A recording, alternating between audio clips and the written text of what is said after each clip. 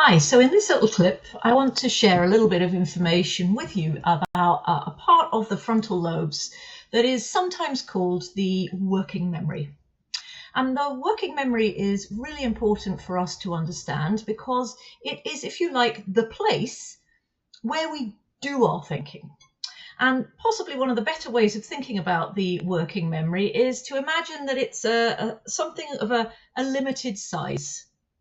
And obviously it's part of the frontal lobes, it's part of the prefrontal cortex. So obviously it's not a place, but it is a space within that part of the brain, within that brain region that is, and the important thing here is, limited in size.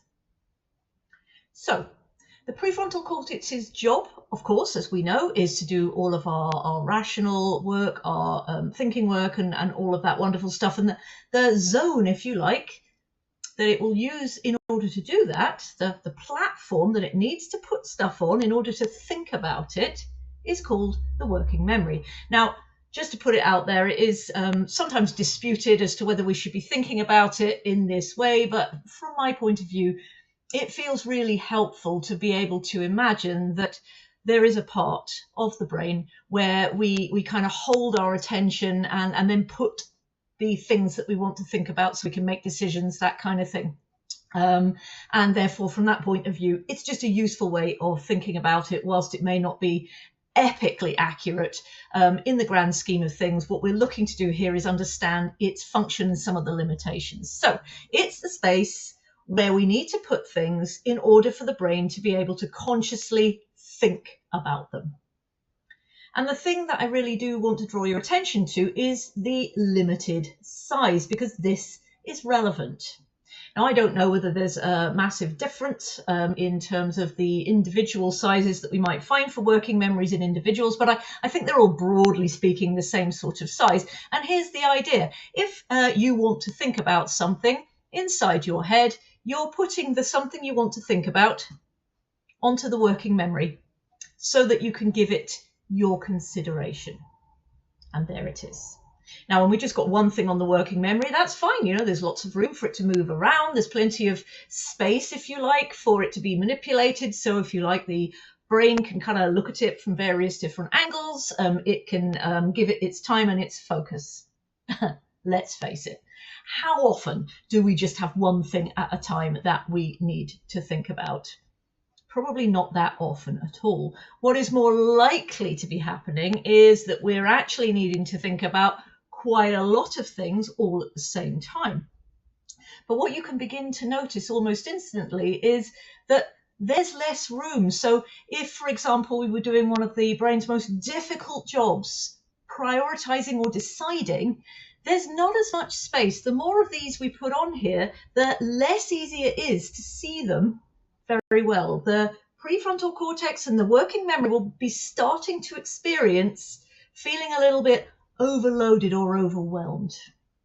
And that's because it doesn't really have the space in the room it needs to be able to kind of look at, assess, consider each of these great big files of information that represents a decision that needs to be made, a choice that needs to be made, whether that's prioritizing what order it should do something in, or it's actually making a decision about what its best steps would be, what next step it should take. It needs to be able to put all of the relevant files onto the working memory and have enough room to work with them so that it can actually choose, no, not that one, not that one, not that one, this one. So that's the first thing we need to be mindful of when it comes to thinking about the working memory, is it's of limited size and therefore it can only cope with a certain amount of files or stuff that it needs to be keeping its eye on all at once.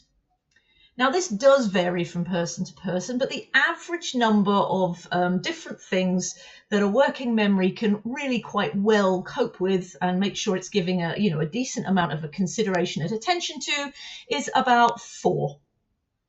Beyond that, and again, it will vary from person to person, what we start to experience is not a certain number, but lots. The brain starts experiencing this, the working memory starts experiencing this as lots. lots and lots and lots, and oh my goodness, as you can see, stuff starts falling off, stuff starts going a little bit wrong. And that is exactly what actually happens. We start forgetting about things. They fall off the working memory. They're no longer in our awareness. They're somewhere else. They're still floating around. We don't have very quick, easy access to them. They've kind of fallen off the working memory. So they're less easy to access. They're being forgotten about. They're getting muddled up. And overall, this is creating a sense of pressure, of strain. And the brain is not great with pressure and strain. The prefrontal cortex isn't great with pressure and strain, because pressure and strain mean, oh my goodness, I might not be okay here. And that is going to start to impact on its ability to be its best self.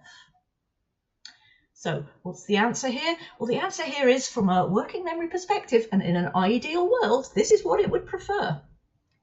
First thing in the morning or last thing at night, depending on when you're freshest, it makes its list of priorities. It decides what order it needs to do things, or it makes its choices for the day.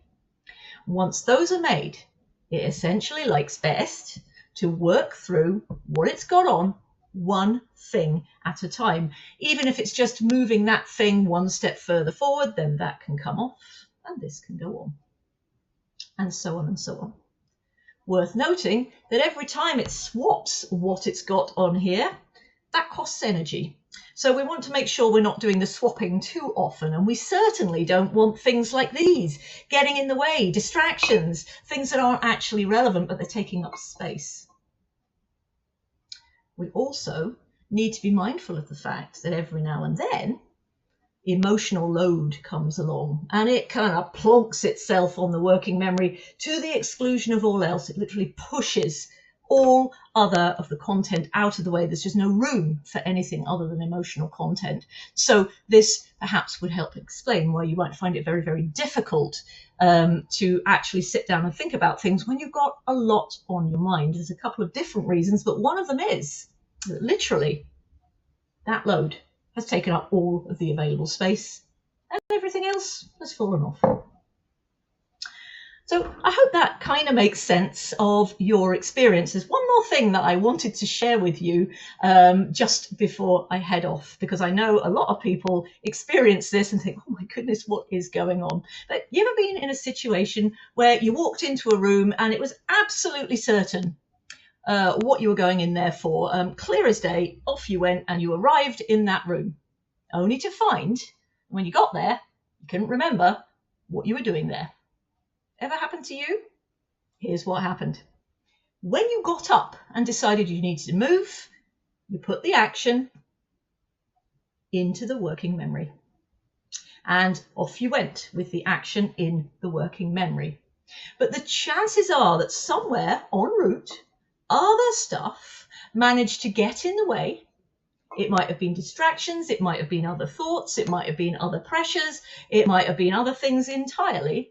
But at some point, the original thought that you had about why you wanted to be in the room fell off the working memory. And that is why, when you get in there, you can't access it. Not in that moment. You will remember it later because it's still there.